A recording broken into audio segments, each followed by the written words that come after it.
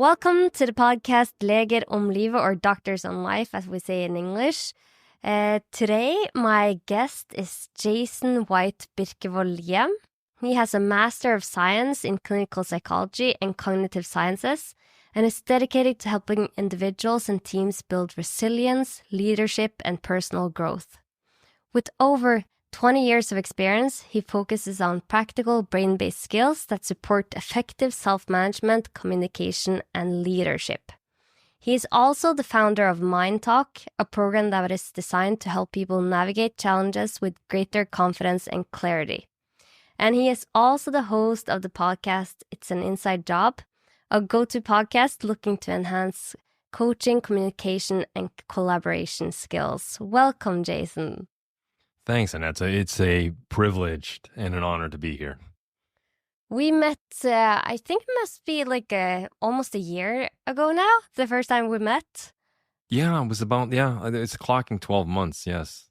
Yeah, and we had so much to talk about, and you're such an interesting guy. So we decided that we have to be on each other's podcast and talk more.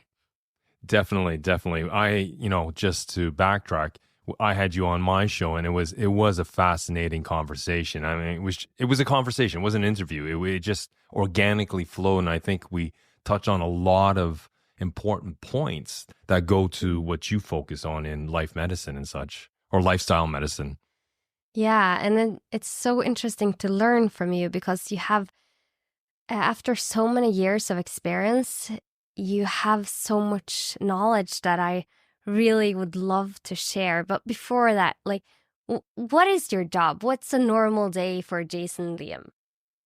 For me, I call myself a sparring partner. I don't call myself a coach per se, because I think coach is a very broad and diffuse term. I am a sparring partner. So I'd say about 85% of my client base is corporations or professional people. And then I have about 10 to 15% private clients. And basically what I do is help people with self-leadership, to find resilience, to shift mindset. And a lot of that comes with conversations. So I'll have 2 to 3 sessions a day. Sometimes I run workshops, sometimes I do lectures, but the meat and potatoes of what I do is day-to-day sparring partners, sparring with people, helping them find clarity.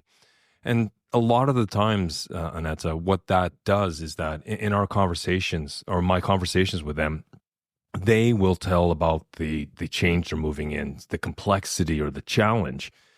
And a lot of the times, why I call myself a sparring partner is just that I ask a lot of questions to explore the roots behind someone's thinking and emotions. And a lot of times they're explaining it to me, of course, so I can understand. They're articulating their thoughts and emotions so I can understand.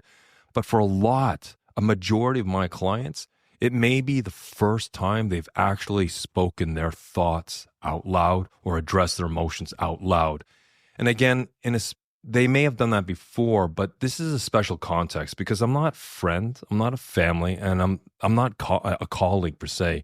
I'm kind of this third row. We have it's a very unique relationship, right? It's a balanced relationship, but a majority of my day is helping people to find resilience and equanimity. And equanimity, for your audience, because I know they're mainly Norwegian, it's like the eye of the storm. Sometimes you're in a storm and you need to draw back into the eye of the storm. And it's to find that calm and collectedness in the chaos, in the challenge, in the complexity, so you can reflect.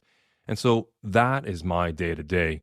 I guess another part of my day today is having guests of your caliber on my podcast. It's an inside job to speak to resilience, to speak to self-leadership and well-being. Yeah, and I've spoken to clients of yours, and they say that they walk out of your office with such clarity. And I think it's really interesting today. I had a hectic morning, and I had a patient who was struggling with something that affected the feeling that I had inside as well. I when she left, I felt sorrow for her. I felt heavy, and And before, when I had patients that were going through things that she was going through, it could take a toll on my mental health for hours, or not even the whole day. But now I know that there are things I can do to help my mind and my body to change how I feel. And before I thought I just feel how I feel, and I can't do anything about it. But now I have the knowledge and the skill set to change it. So what I did, I went for a quick workout before I talked to you, and did some meditation, and I feel totally different.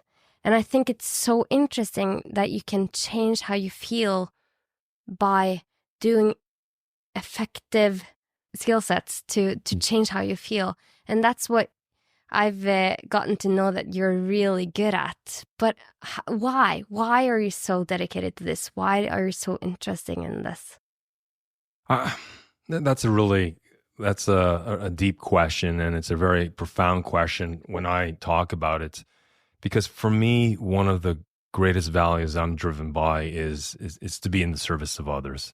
Because I've seen people, struggle a lot throughout my life, and sometimes I see people getting stuck. I mean, myself, I've gotten stuck many times, and I've always wanted to understand the human condition. I've always wanted to understand the psychology and the neuroscience behind the psychology to understand how we work. One of the things I say a lot is that, the heart pumps blood and the lung pumps oxygen. The brain, well, for me, it's always pumped survival. It's wired.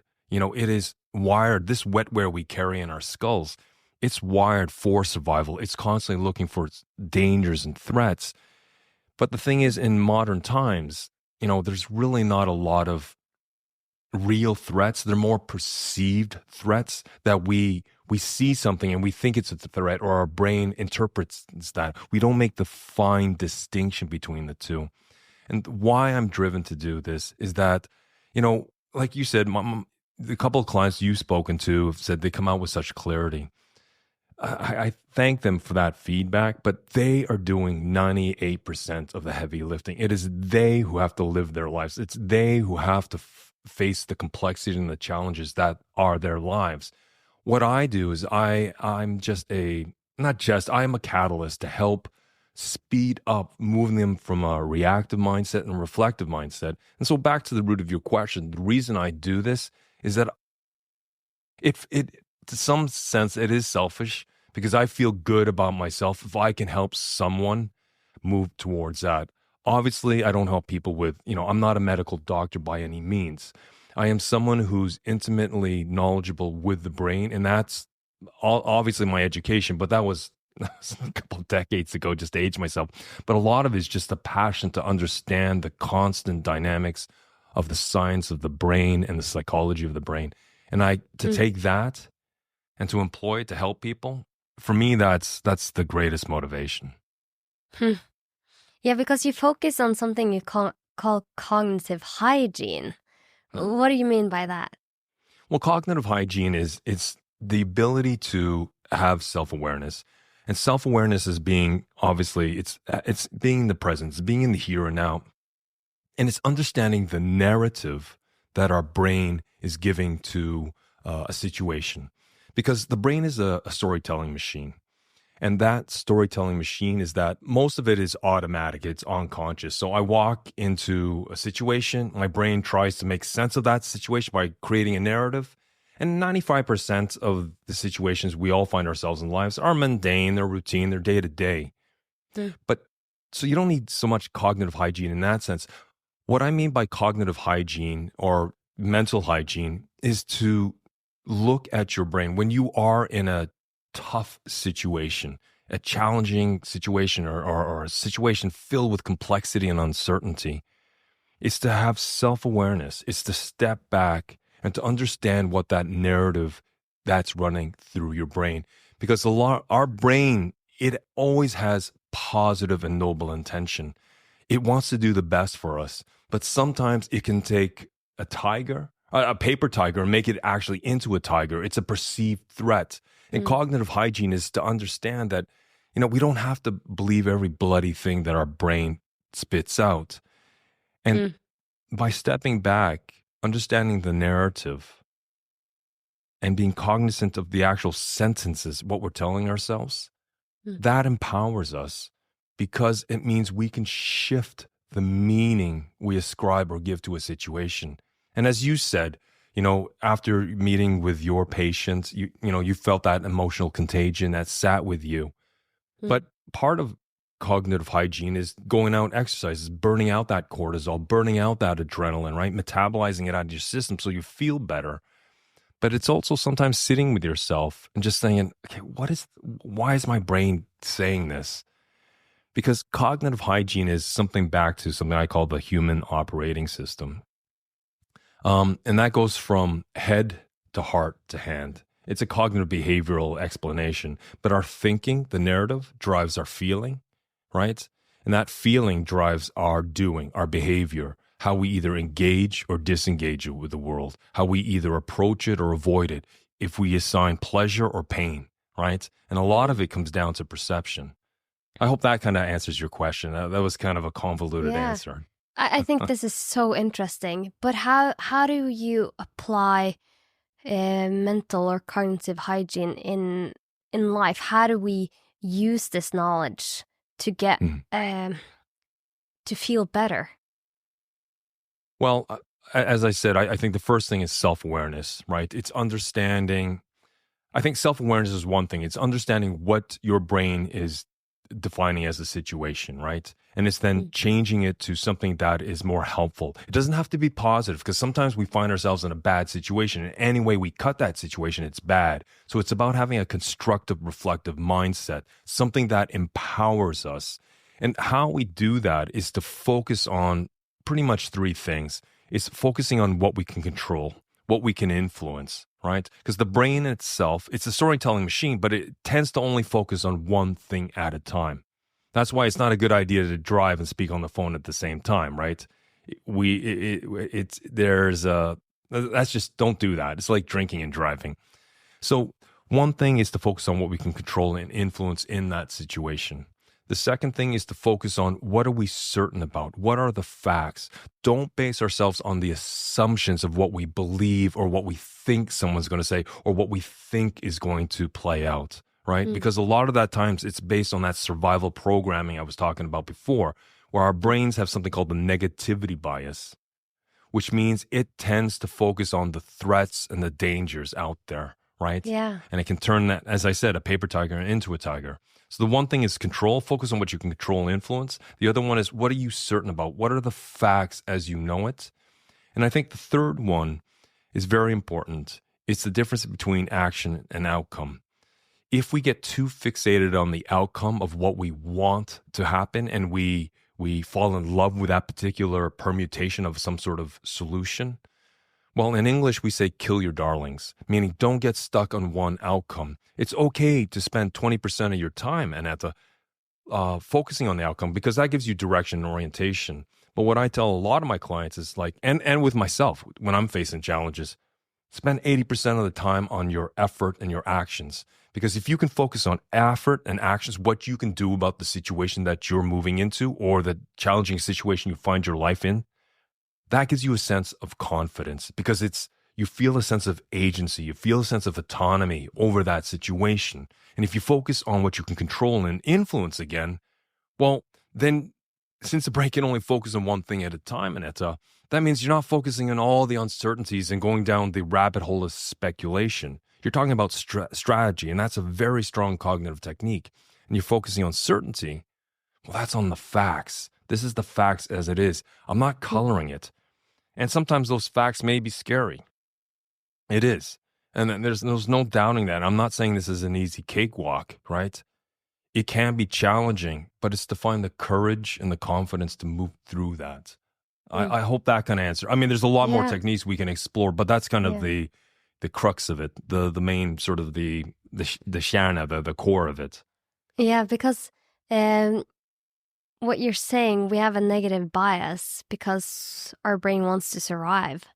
So it's so easy to focus on the negative things, but it's sometimes so hard to focus on what's good, what we can be grateful for, or what's actually good in a situation that seems hopeless. And for example, well, you are going through a very tough time. You've had, your health hasn't been the best. And how have you applied your knowledge and your skill sets to go through life and the years that have been with having a positive mindset? Could you please tell us a little bit about your health journey? Yeah, so I've always been of sort of the mindset that you speak a lot on your podcast with lifestyle medicine. So I've always focused on eating right, sleeping right, stressing down, and all this such.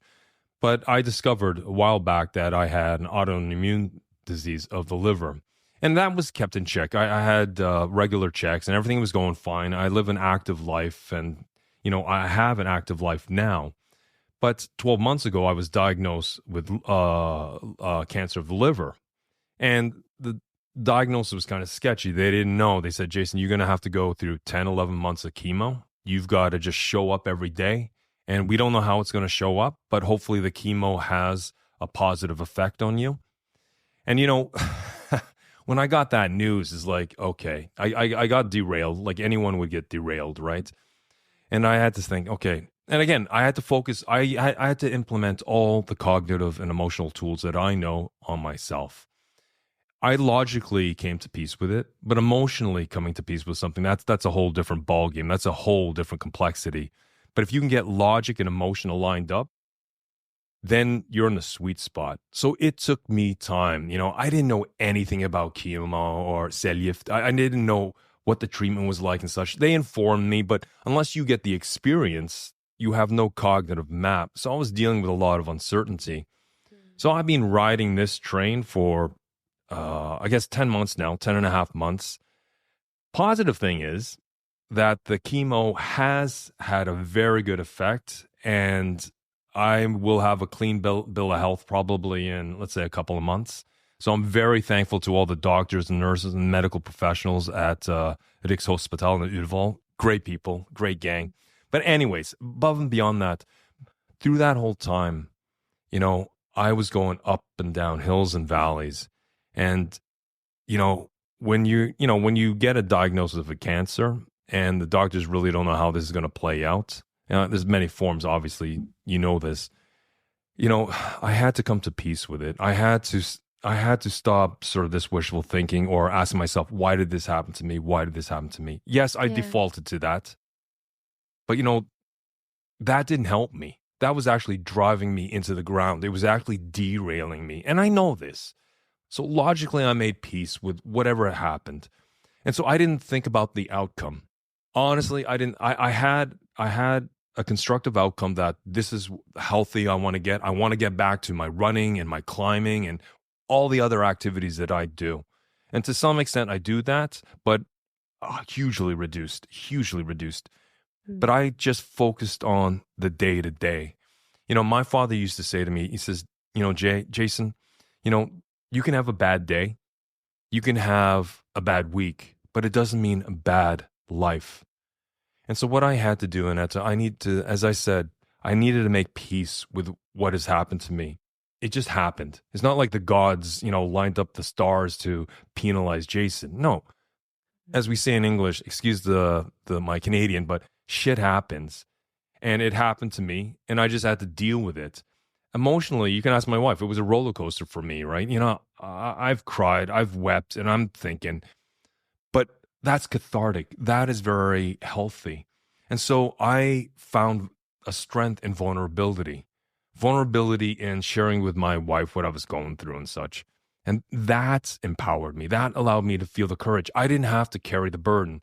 And a lot of men, now, maybe I only speak from North American, but we tend to kind of bottle things up. We tend to suffer in silence. And that is not a good place to go. That I've learned that for many years. That's not a good place to go. I didn't burden other people with my challenges, Anetta. My friends checked in on me, but I would never text them and never things. I would carry the load, but I had my wife and I had my family, and we're a tight-knit family, my immediate family. And so there's always that support. And also my wife's, her siblings, her siskin, they also supported me and their husbands and stuff. So I had a support network. So that is very important. So back to your question. I think vulnerability, finding the courage to share what the hell was going on in my head and my heart was important. I think second, I didn't focus on the outcome too much. I focused on the day-to-day. I focused on the efforts and the actions I could take to make myself better, right? And that was, not stressing down. It was that cognitive hygiene we talked about. It was getting enough sleep. It was doing the exercise that I could, But it was also, I think, a major thing, Aneta, was I changed my language. I can speak to that a little more in a bit, but those were kind of the major things. I just took it day from day to day to day. I didn't try to read too far in the future because none of us know what's going to happen in a week. We might look into our calendars and say, yeah, I know what's coming up a week, but we don't know. Life throws so many variables at us that it is impossible for the human mind to contemplate and plan for every permutation of a future outcome. So how did you find a way to live with the uncertainty? Because you didn't know if the chemo would help. You didn't know if you would survive this. How did you find a way to make peace with that? Well, I used a lot of metaphors. Metaphors for me are kind of pictures that I can put in my head, and they become visual representations of what I want. And it was a storm. Sometimes we can drive out of a storm. Sometimes we can walk and avoid the storm. But the storm it hit me. And so what I learned to do was to move into the eye of the storm, right? It was raging around me. It was tumultuous, and it was just raging around me. But by drawing into the eye of the storm, by seeing myself in the center of that hurricane or that tornado, I found that equanimity. I found that calm and collectedness in the storm. And so logically, the doctors gave me all the information that I needed. I mean, there was a lot of uncertainty, but this may sound I had to make peace with death. I mean, that was a possible outcome. So logically, I had made peace with that. What I couldn't make peace was, saying bye to my kids or to my wife.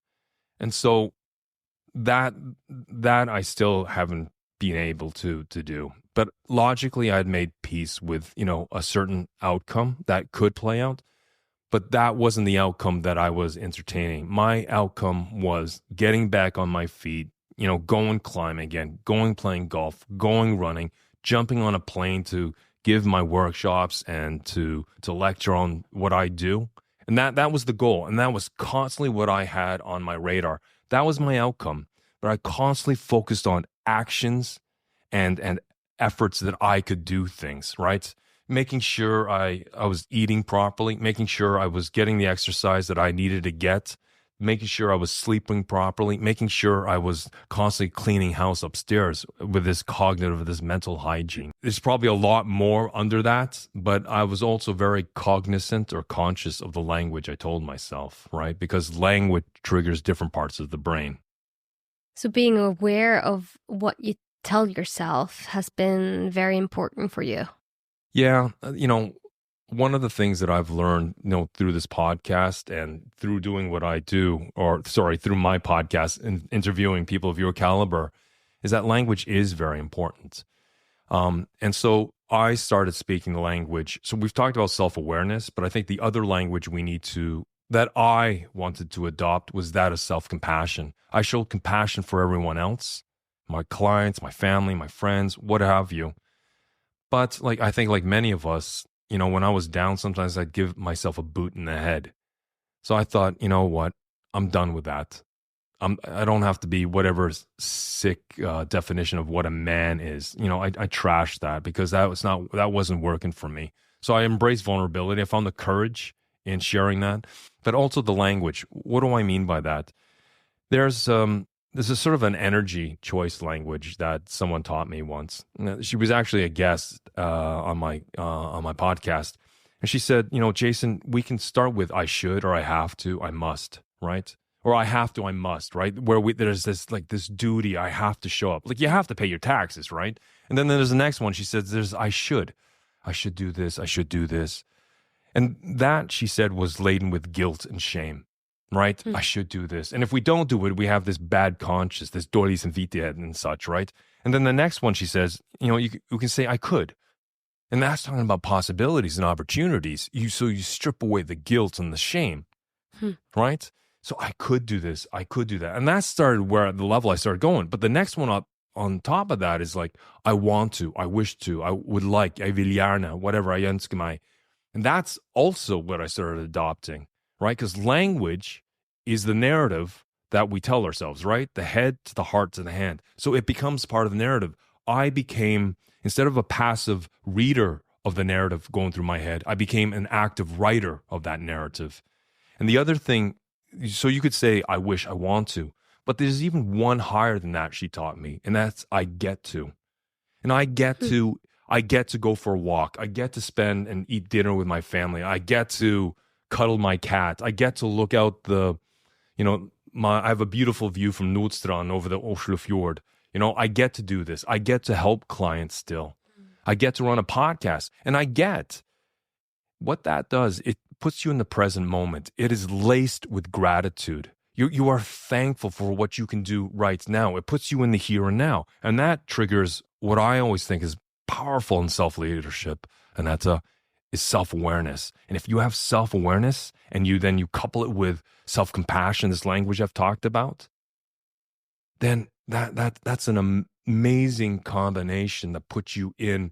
It may not be always a positive mindset, but I want to say a reflective and constructive mindset, because I was still in the storm. I am still in the storm, but that storm, it's a category 1 now. It's not a category 5. And I see the exit. The doctors got a plan. They're super motivated. I'm super engaged, and I saw an exit.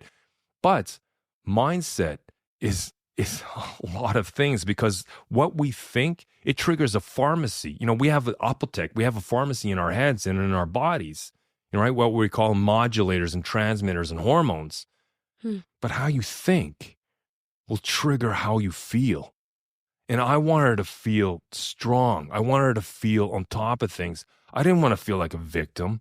Yeah, excuse my Canadian, this shit happened to me, but I need to deal with it. I want to deal with it. I get to deal with it. Now, not everyone has that flexibility, but fortunately, the cards played out the way they did for me.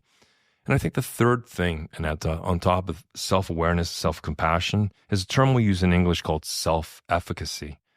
Self-efficacy is something I've referred to earlier. It's about dealing. It's finding the actions I can take. It's finding the insights or the effort.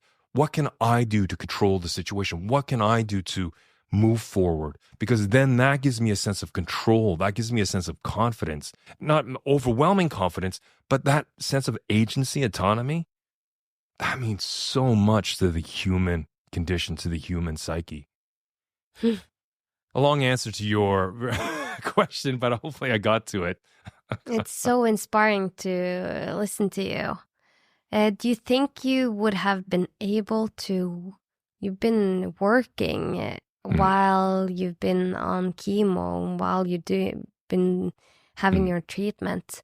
And when I talk to you, you have so much energy. And I know that it's taken a toll on your health, but do you think you would have been able to be here if you hadn't built up all the skills that you've done the last couple of years or the last 20 years?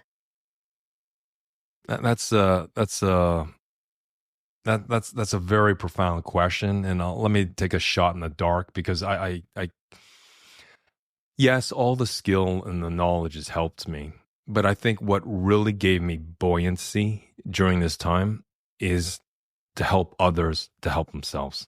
Now, it sounds idealistic, but honestly, Annette, that's one of the driving factors. One of my biggest motivations is to see people help themselves. People say, Jason, you helped me. But you know what? At the end of the day, they do 90% of all the work. They have to. And if I can be there as a catalyst, as a sparring partner to help that reaction, that infusion of motivation, engagement, and constructive mindset, then that's what also kept me afloat. Is that I had a purpose. I had a vision and a mission. That is my podcast. That is my business. That is the multiple relationships I have on a professional and private level to help people, right? And it doesn't drain me. A lot of people says, Jason, how can you listen to people's problems every day? I don't know. It's just the way I'm wired upstairs. It's just my neural wiring. And it's always been one of the huge motivational factors. So to have a sense of purpose, to have a sense of meaning, to have a sense that I am contributing and adding value to someone else, to an organization, to a team, to a private client, man, I can tell you that floats my boat. So that's what got me through that. And also, I have to say, 90% of my things is my wife. How has your relationships affected you? Because we know that our relationships are our connections are the most important parts of our life. Has you say that she's been there through it all, but we also know that it can take a toll on our relationships when we go through really heavy stuff. How did you build a deeper connection? It sounds like you have. How did you make it into something that built connection and didn't destroy it? Yeah, well, it wasn't to play the victim. It wasn't to play, stakkars meg. It wasn't to play poor me all the time. It was about cowboying up. It was about, forgive the overused term, manning up or humaning up. It's about thinking that I have to take the burden, the responsibility for this. I can't just drop it on my wife. But my wife, it was always there to support me. She had my six. She had my back. And, it wasn't always positive talk, but she would sit there and listen to me. She wouldn't tell me everything was going to be all right all the time, right? But we had candid, fruitful, vibrant conversations. And the idea of myself being able to articulate my emotions and my thoughts, to her, to give it life, to put concrete words on abstract thoughts and emotions, allow me to see how profound my thinking was or how silly and stupid it was, right? Was it victim or was it victor, right? Yeah. And that's what helped. And so it wasn't just constantly dumping on her all my things, but it was about taking responsibility and talking about what I'm going to do, how I'm going to move, how she can support me, how I can be there for my kids and my clients and such. And I think that is what kind of gave me cognitive or mental buoyancy through this. With my friends, I didn't want to burden them. Of course, they knew what I was going through, but they knew I wouldn't reach out to them all the time. But I always knew that they had my back, that, they would send me a text or they would call me and they would follow up, and through this, you actually find out truly who your friends are. And then, once I come through this, it becomes so bloody clear. It becomes so coherent in all the noise that we call our relationships, which are the most significant relationships, right? And I think over time, back to your question, like especially with my wife, we've been together since college. We met back in just outside of Chicago at grad school. And we've been together ever since. She's been through her turbulations and her trials with cancer. That was in 2017. She's clear bill of health in the last 6 years and such. But I was there for her. Now she's here for me. And it's just this equanimity. It's this equality. It's this total respect and trust we have for each other, right? That really, I think it comes back to a lot of things that you talk about. I think the social interactions or the relationships we have with people is core. It is core. But a lot of my patients say that they feel it's difficult to build those relationships. And I I think a lot of people feel lonely, although they have a lot of friends. And what I can feel when I talk to you, Jason, is that you are able to be vulnerable, which makes it easier to get to know you. It makes it easier to know who you are. And over the past years, I've also become more vulnerable, but I've also become more resilient, and I feel stronger mentally. So there's this balance that I don't know why that happens, but it's almost like when you dare to expose yourself and be vulnerable, you also become stronger. Indeed, indeed. And, I want to talk about vulnerability. I'm not saying I think we need to also keep in check that we'll want to be vulnerable in front of those people that we truly trust and respect. It's not being vulnerable in everyone. Sometimes I have to I have to be bulletproof in front of some people, right? Because I just don't know them. They're probably very decent people, but I don't have that intimate connection or that deep friendship. They're not part of my inner circle. So I just want to caveat that vulnerability has its place.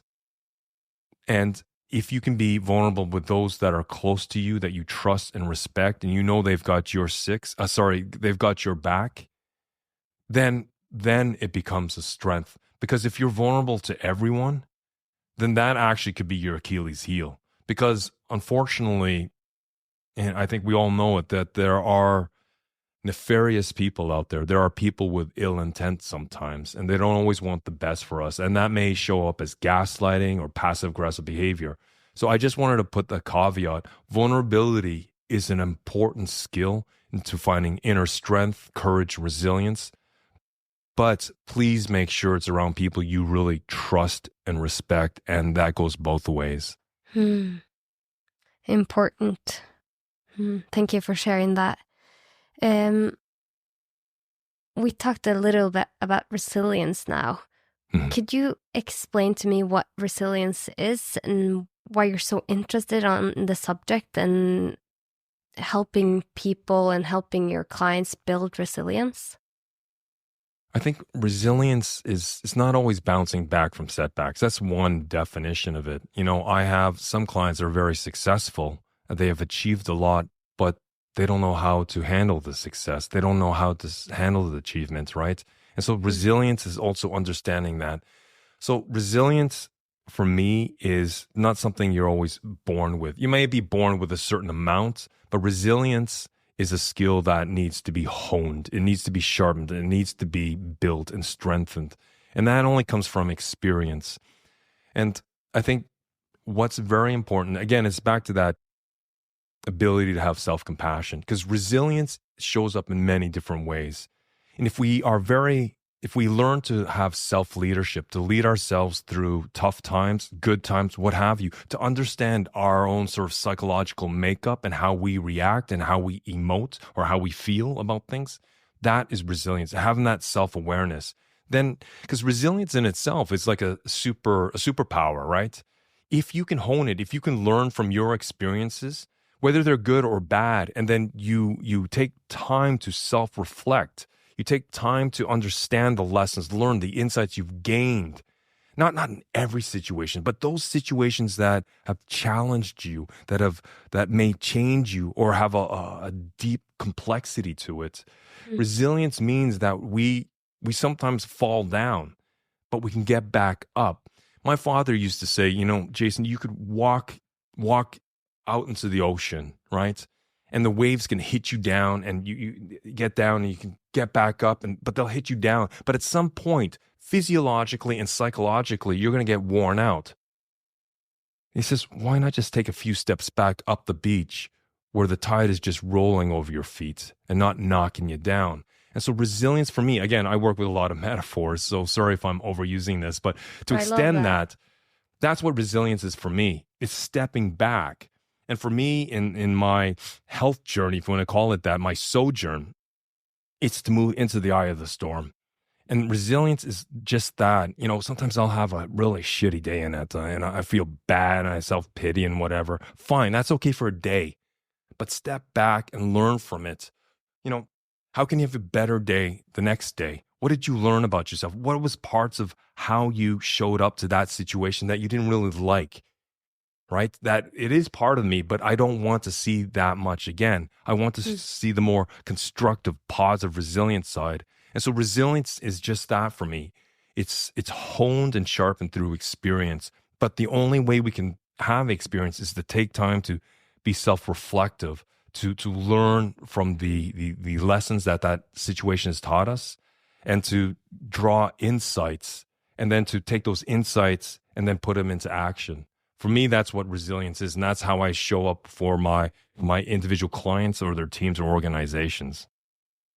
Yeah, you don't learn from doing mistakes. You learn from reflecting on your mistakes. You know, it's like you can learn Taekwondo or karate from a book or YouTube, but it's better to be in the dojo, right? Getting slammed and kicked and punched. So you learn to defend yourself and learn to maybe to draw out of the fight instead. Yeah, you told us that you have clients that don't know how to handle, for example, success. They've been working so hard for years, and then they're finally there, and they've taken those waves again and again, and they're there, and they don't know how to handle it. Like, how do you talk with your clients, and how do you get them to see the good parts of themselves? Because I think a lot of us are very strict and not treating ourselves the best. Again, another great question, because everything comes down this human operating system to thoughts and emotions. And now the thoughts, as we've talked about, are narratives. You know, success, the sense of success or the sense of failure, or the sense of achievement or the sense of making mistakes, they're all emotions. But a lot of us are under the assumption that emotions are good or bad. I don't think they're good or bad. What I was taught many, many decades ago, 20 years ago, you know, is that emotions are on a spectrum. But emotions are just chemical messengers. They're the language from the physiology to the psychology. And, you know, there's no good or bad, but there's very comfortable emotions and very uncomfortable emotions.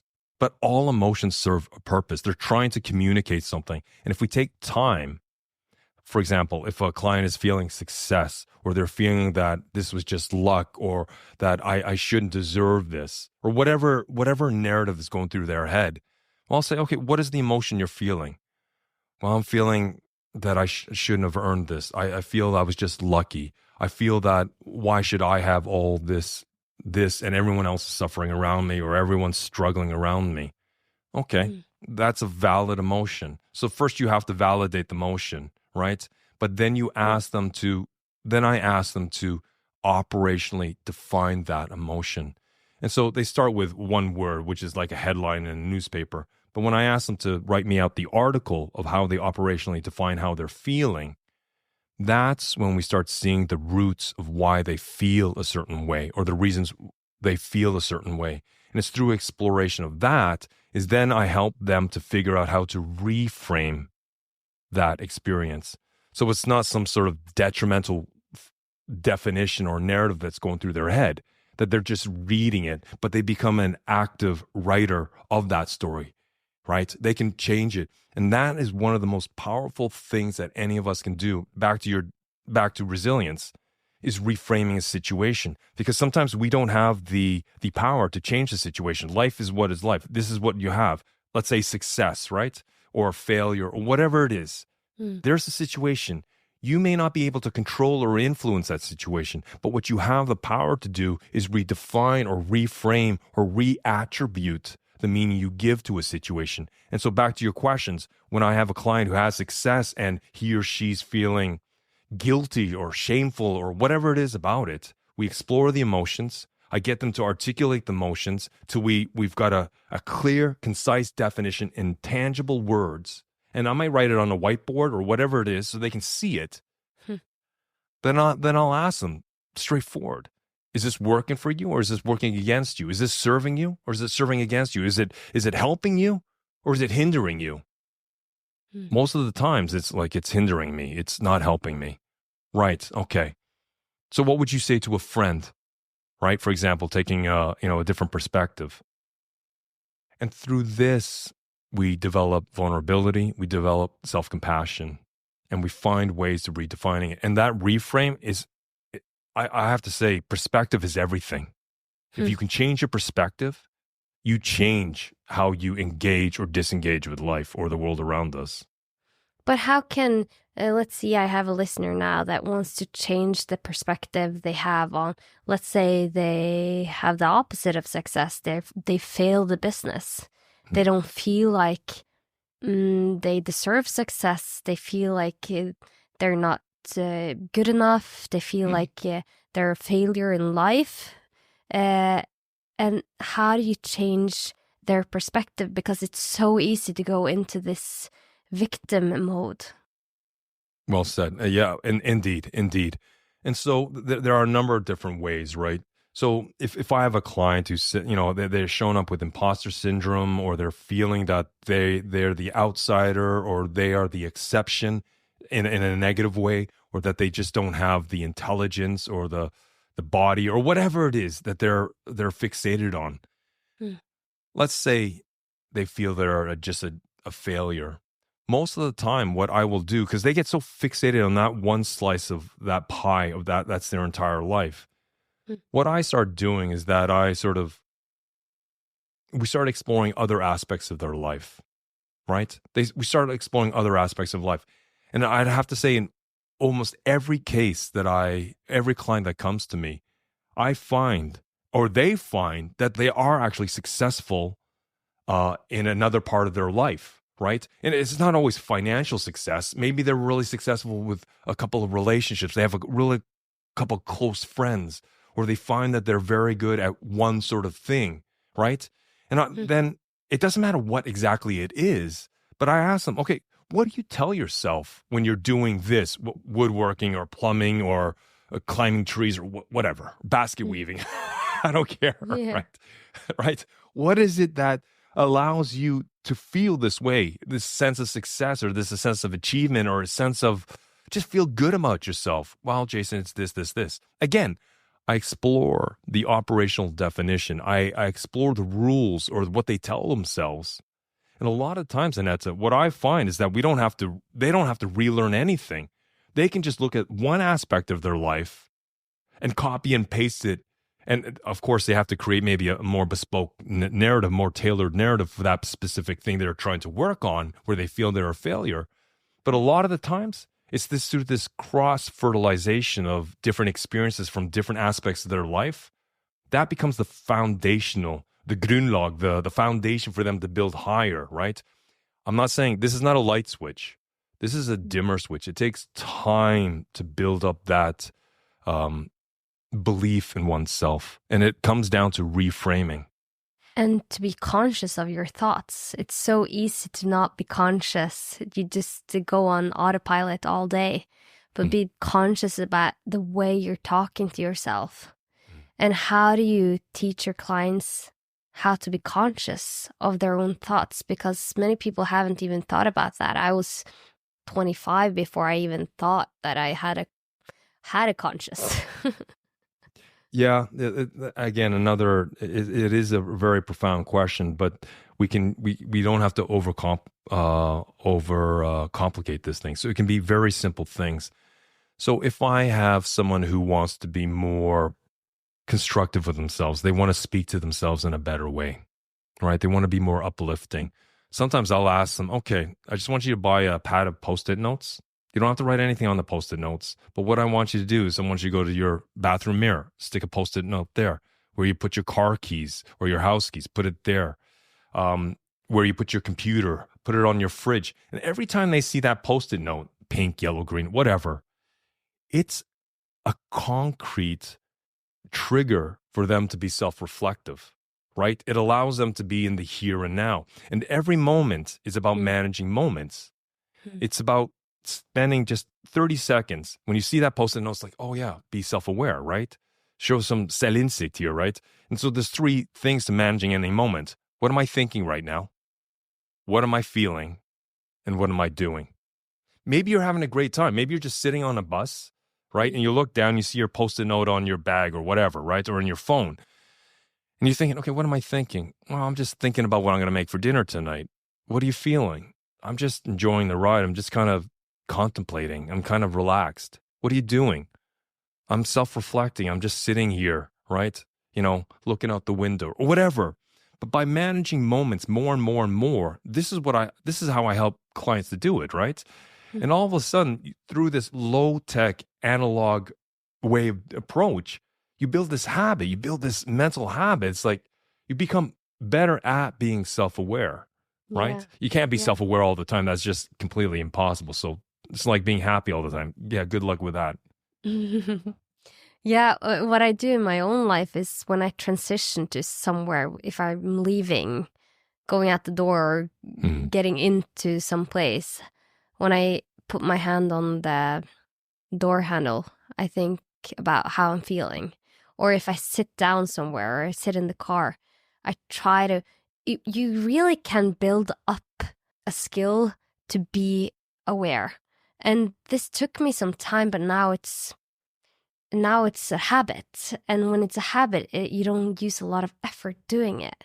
It's like a micro meditation. I think about it sometimes. You just think for just 2 seconds. Where am I? What am I doing? And what I'm asking myself often is, where am I? Just feeling that. And then I ask myself, what time is it? And then I say, now. And that there I've had a micro meditation. And that helps me become aware of my thoughts and what I'm telling myself.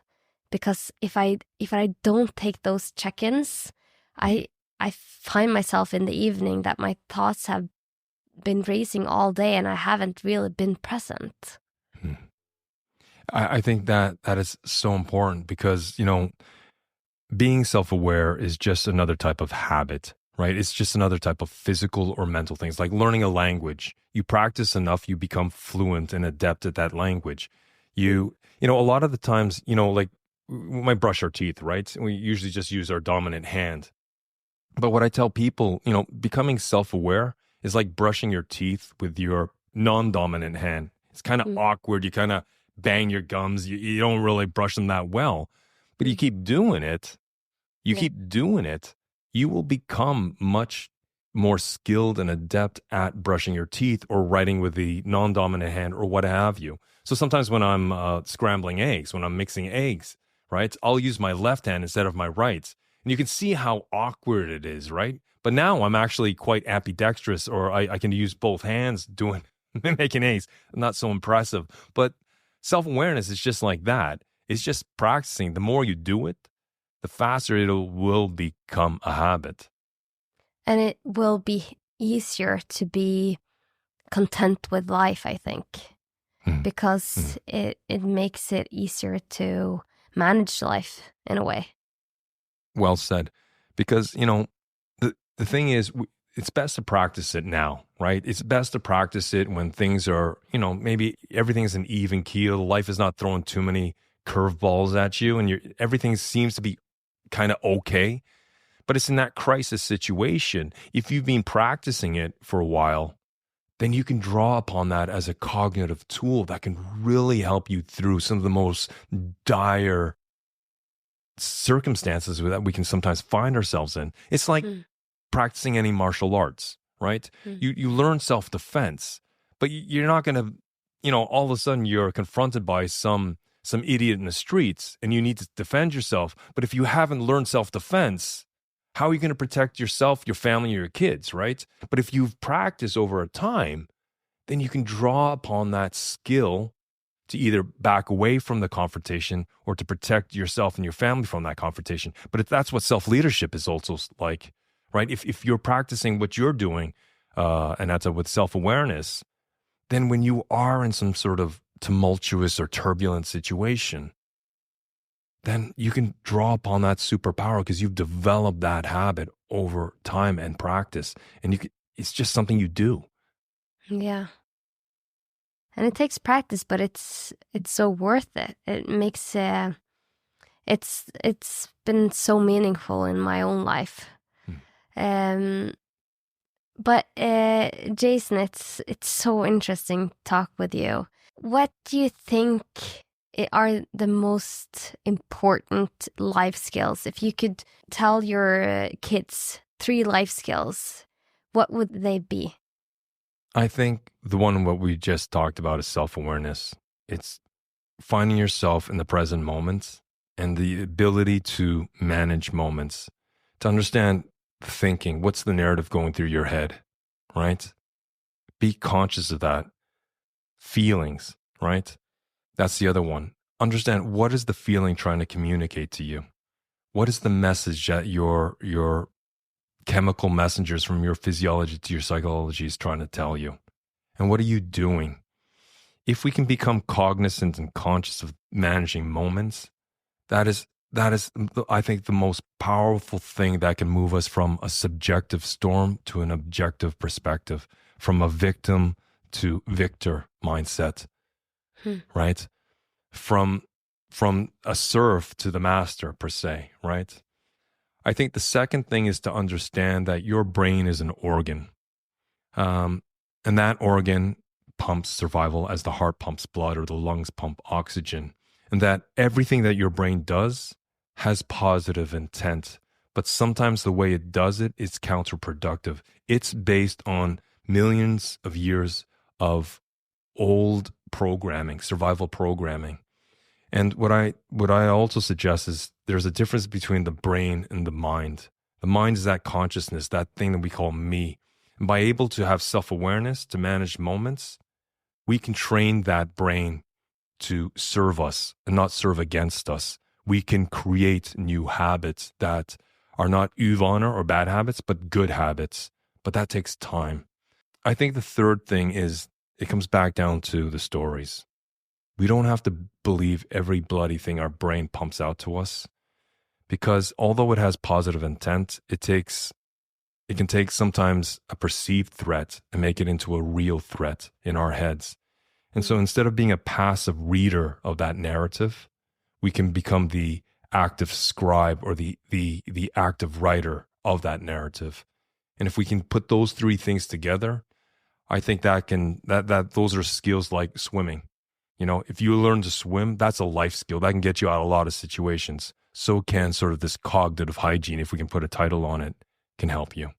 It's so inspiring and interesting to learn from you, Jason. You have so much to share and so much knowledge. So I'm so grateful to have you on my podcast. Is there anything else you would like to share now that you're here with me on Leger om livet? I think it comes back down to what you were talking about, again, the relationships, you know, especially men. We sometimes think we have to be the warrior, that we have to be strong and that we can't be vulnerable and that we just have to suffer in silence, because that's what men do. I mean, that's an old broken narrative, right? You know, man can be many things, but I think it comes back to you. It's about the tribe. It's about our community around us. Maybe it's only 1 or 2 people that form our tribe, but human beings need social connection. And those are those social rewards. When we feel isolation, when we feel alone, when we feel that we're the outsider, well, that's detrimental in the mindset. And that's the victimhood, right? That's not being aware of the narrative.